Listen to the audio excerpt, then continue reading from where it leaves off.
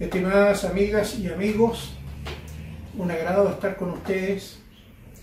Quiero hacer este video para comentar y reflexionar junto con ustedes sobre la situación que está sucediendo actualmente en Chile. Estas manifestaciones populares masivas no son un hecho menor, más aún por la circunstancia de que han continuado día tras día. Y esto me recuerda a lo que pasó no hace muchos años en Egipto, cuando la gente ocupó la plaza Tahrir del Cairo, y estuvo día tras día en esa plaza y no se movió hasta que Hosni Mubarak cayó. No se puede en estos momentos hacer una preconización sobre lo que va a suceder, pero no cabe duda que estamos en un momento crucial en un sentido o en otro. Quiero señalar que esto que está sucediendo, los síntomas se han hablado muchísimas veces. Se ha mencionado el tema de los salarios bajos, el problema de las jubilaciones, la salud pública, la delincuencia, pero las causas como que quedan en el olvido, y es precisamente a ellas a las que me quiero referir. Quiero decir que en abril de 1975 se instauró el sistema neoliberal en Chile y se ha mantenido incólume durante prácticamente 50 años, lo cual ha significado que Chile ha sido un verdadero conejillo de indias de este sistema. Cuando se implementa este sistema, lo anuncia por televisión el ministro Jorge Caguas, diciendo lo siguiente, que los trabajadores iban a tener los sueldos más altos de la historia de Chile y que los comerciantes industriales que cometieran actos reñidos con la ética iban a quebrar. Ninguna de esas dos promesas se han cumplido jamás. Al contrario, este sistema es un incentivo para la sinvergüenzura. Y en el respecto del tema de los salarios, el salario mínimo de hoy es equivalente al salario mínimo por paridad de compra que había hace 50 años atrás.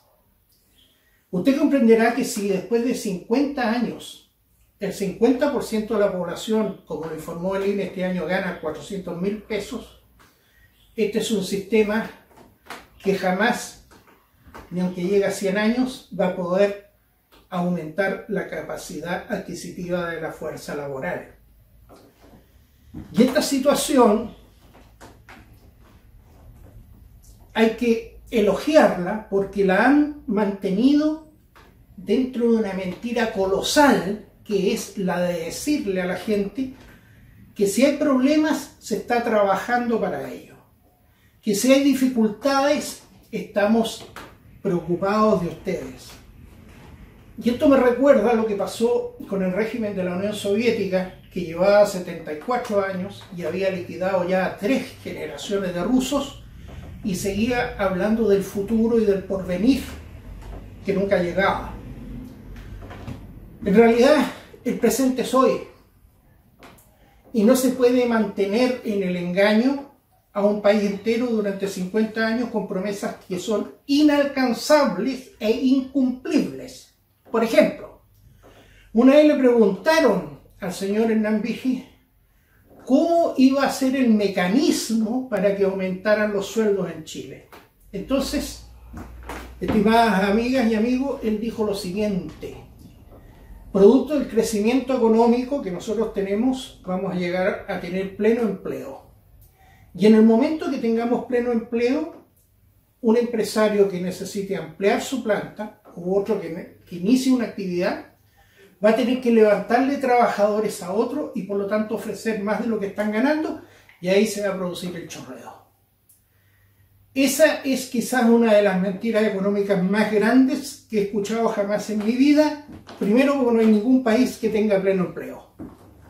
Y en segundo lugar, la realidad ha demostrado que cada vez el poder adquisitivo de los sueldos y salarios decae más. El porcentaje de participación en el PIB nacional del trabajo hoy día es insignificante en comparación al porcentaje de participación que tenían los salarios en el PIB nacional el año 1970. Y todo eso ahí donde es medro del aumento de la participación del capital en la formación del PIB interno bruto.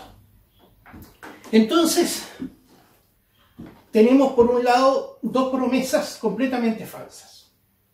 Pero ¿cómo se llegó a esto? ¿Cómo se llegó a esta situación? Se usaron dos mecanismos. El primero fue la dictación del Código del Trabajo el año 1979, siendo ministro del Trabajo José Piñera, que eliminó la negociación por área de actividad económica o por rama de actividad, como existía antes en Chile y existe, por ejemplo, en Alemania, en que todos los trabajadores, por ejemplo, de supermercados, tienen una sola negociación colectiva con todos los empleadores y se obtienen las mismas condiciones. Eso fue eliminado por el Código del Trabajo de Piñera y radicado en la empresa. Y junto con ello, le permitieron a los empleadores contratar rompehuelgas, o sea, trabajadores reemplazantes de los huelguistas mientras estaban en la huelga. Por lo tanto, se acabó toda fuerza de los trabajadores para presionar y obtener mejores condiciones económicas. Junto con ello, se creó una suerte de mantra que dice lo siguiente: si se aumenta el salario, aumenta la cesantía. Si esa es la ecuación, deberíamos entonces felicitarnos por la época de la esclavitud, porque en la época de la esclavitud no había cesantes, porque estaban todos obligados a trabajar y a nadie le pagaban un salario, pues. Con suerte le daban un plato de comida. Entonces, si llegamos a la conclusión de este silogismo, tendríamos que decir que en Chile debería ser eliminado el salario mínimo, ¿no es cierto? Y entonces se acabaría la cesantía y tendríamos una clase trabajadora aún más feliz. Luego de eso, este sistema acabó con la industria chilena y lo hicieron deliberadamente, declarando que Chile no era un país industrial ni lo podría ser jamás. O sea, la condición que tenía como país el año 1975, cuando se implementó el sistema neoliberal, era inconmovible. Por lo tanto, el año 2075 tampoco lo podría hacer, porque como ellos dijeron que no lo sería jamás, era algo infinito. Y entonces bajaron los aranceles a cero y acabaron con la industria automovilística nacional que había creado don Jorge Alessandri en 1960, en la cual Chile ya estaba fabricando el 40% de las piezas de los automóviles y iba camino a fabricar un vehículo en un 100%. Bajaron los aranceles a cero, todas las plantas fabricantes y armadoras de vehículos en Chile quebraron la industria textil, quebró la industria metalmecánica, en fin, y Chile quedó reducido a la condición de exportador de productos del mar y de la tierra, igual que el primer estado del mundo, el estado sumerio, que estuvo entre el río Tigres y el Éufrates, en lo que es actualmente Irak, que también vivía exclusivamente de lo que daba el mar y daba la tierra. Este modelo se agotó hace muchos años, porque si usted busca en la literatura económica, hay unos libros impresionantes del señor, por ejemplo, José de Gregorio, de las grandes cifras que tuvo Chile entre el año 1986 y 1997, que daba un promedio de 7% anual. Fíjese que esa cifra, desde la crisis asiática del 98, se acabó. Y han pasado 20 años desde entonces y siguen repitiendo el mantra del 7% que tuvieron, cosa que quedó totalmente ya en el olvido, y actualmente Chile, con suerte, crece a un 2%. Seguimos viendo, por lo tanto, en la realidad que este sistema, que destruye la sociedad, que convierte las relaciones humanas solamente en relaciones comerciales, que hace que las personas vivan en una suerte de aislamiento y se vinculen con otras solamente en el acto de comprar y de vender en los malls, por ejemplo, y después vuelven a su vida privada, Este modelo ha infiltrado todas las características de la sociedad chilena y ha producido una no sociedad. Aquí se ha construido una economía y se ha destruido la sociedad. La sociedad es la asociación voluntaria de todos los que habitan un país en un momento determinado y concurren con su aporte, con sus interrelaciones, con sus relaciones de amistad o familiares a formar un país donde haya armonía, donde haya paz, donde haya convivencia. Nada de lo cual existe hoy por hoy. Y en ese sentido, no podemos decir que el señor Piñera fue el responsable de todo esto que pasó. Porque sucede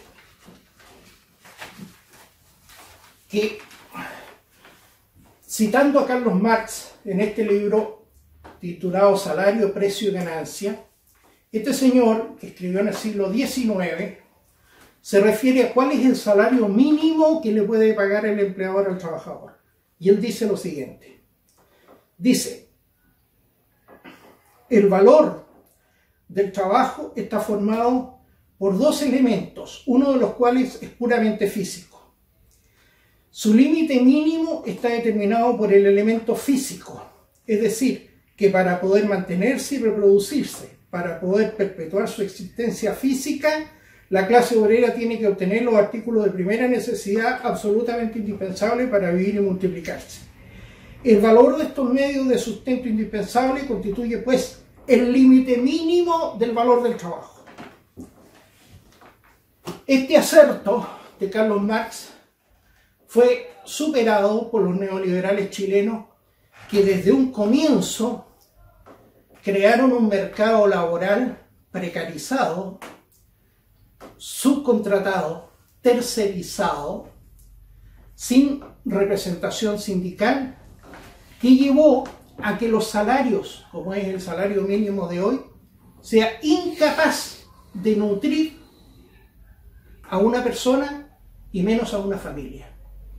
Por lo tanto, en Chile no se paga de acuerdo a los límites físicos de la subsistencia del trabajador y la reproducción de él a través de su familia. Se paga una cifra que lo va destruyendo desde el punto de vista nutricio, desde el punto de vista de las defensas del organismo, desde el punto de vista del sistema nervioso, desde el punto de vista de los sueños, desde el punto de vista de la salud, desde el punto de vista de las esperanzas. Ese es el resultado de esta tuerca que la han ido apretando, con una cantidad o una cuantía de sueldos miserables y una alza continua de precios que van hacia los mismos bolsillos de los empleadores y de los trabajadores. Porque este sistema funciona sobre un solo gozne. Ese gozne es abajo el trabajador que con su fuerza de trabajo hace que el país produzca. Y arriba el mismo trabajador se convierte en consumidor y por lo tanto es el que aumenta las ventas y el consumo. Este esclavo, este verdadero esclavo de las galeras romanas, no tiene derecho a rebelión, no tiene derecho a reclamo y debe esperar tranquilamente los 40 años de su vida laboral para concluirla más pobre que cuando la inició y después quedarse sin salud en los hospitales y con una pensión irrisoria. Y sin embargo, han logrado vender este modelo económico como algo maravilloso. Bueno, todo eso fue lo que ha reventado hoy mediante esta verdadera explosión social que no sabemos hacia dónde va a derivar, pero que tiene causas profundas y muy antiguas. Quiero agregar, estimadas amigas y amigos, que el origen de lo que está sucediendo ahora no es de Piñera. Esto viene continuado, siendo ejecutado en forma continuada por Elwin, Ruiz Tagle, Lagos, Bachelet, Piñera, Bachelet, Piñera. Ese es el orden de los factores. Y quien confesó esta artimaña, este engaño, fue nada menos que el arquitecto de la transición pacífica a la democracia, Edgardo Benninger, que en un libro de 1997 titulado Democracia en Chile, Lecciones para la Gobernabilidad, editorial Andrés Bello, lo dijo crudamente en la página 369. Dice: se produjo una convergencia entre nosotros, o sea, la gente de Elwin, la gente de la Concertación, con el pensamiento económico de la derecha, o sea, con los neoliberales. Comillas, que políticamente la Concertación no estaba en condiciones de reconocer. Cierre de comillas. Es decir, esta gente mantuvo a sus votantes engañados durante estos 30 años, desde el año 90 hasta la fecha, con que ellos estaban en contra del sistema neoliberal, mientras este individuo lo reconocía maquiavélicamente, que ellos habían adherido al sistema económico neoliberal, pero que públicamente no lo podían reconocer porque ellos tenían que seguir posando como gente de izquierda o gente del pueblo, en circunstancias que ya no lo eran.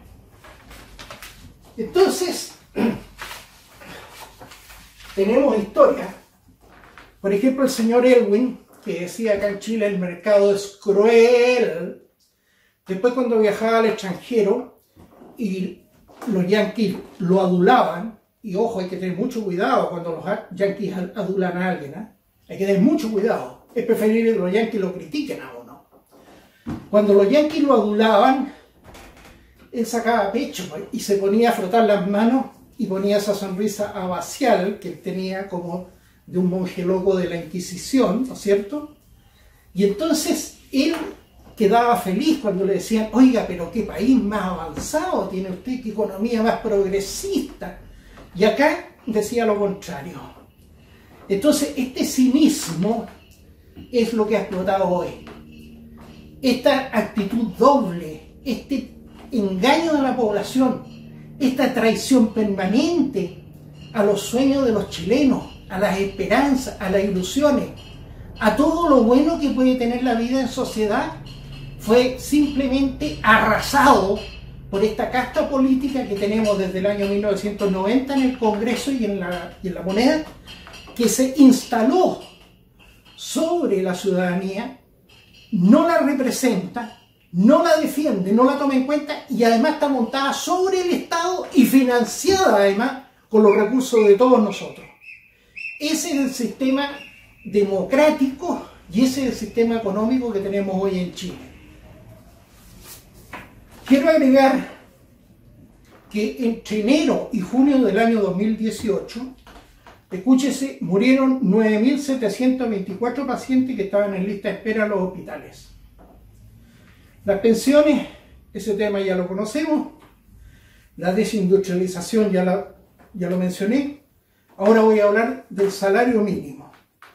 Fíjense que si usted considera las cifras macroeconómicas del sistema neoliberal chileno, parecen fantásticas.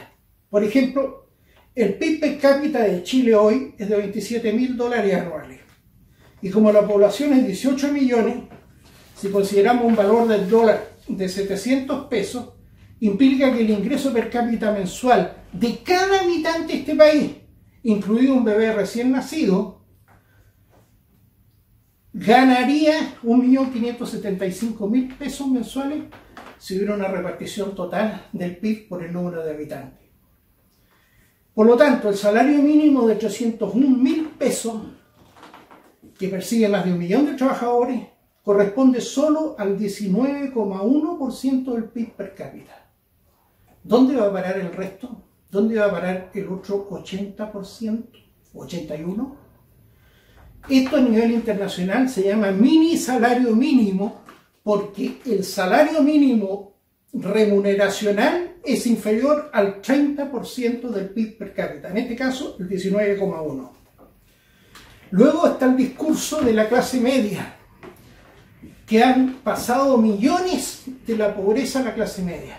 ¿Sabe usted cómo miden la clase media, estimada amiga y estimado amigo, para llegar a esa conclusión? Fíjese que si una familia de 4 personas, que es la familia estándar, percibe como familia 503.000 pesos, ellos, entre comillas, lo sacan de la pobreza y lo ponen en la clase media. Con esa fórmula han sacado a millones de la pobreza y los han metido en la clase media, que es la pobreza absoluta para cualquier familia, el ganar 503.000 pesos mensuales para un total de 4 personas. Luego de eso, tenemos que cuando se discute en el Congreso el reajuste del salario mínimo, hay una discusión, pero bizantina. Es algo terrible si se va a alzar el salario mínimo y después aplicar un reajuste que constituye una verdadera propina. Chile es el único país occidental que no tiene un seguro de cesantía con cargo del Estado, porque ese seguro de cesantía que existe es una plata que el propio trabajador paga, se la ahorran en una cuenta y se la entregan después que ha sido despedido por necesidades de la empresa. Las horas extraordinarias, aquí se las roban a todos los trabajadores. A ningún trabajador le pagan las horas extraordinarias y no existe inspección del trabajo ni inspección del trabajo.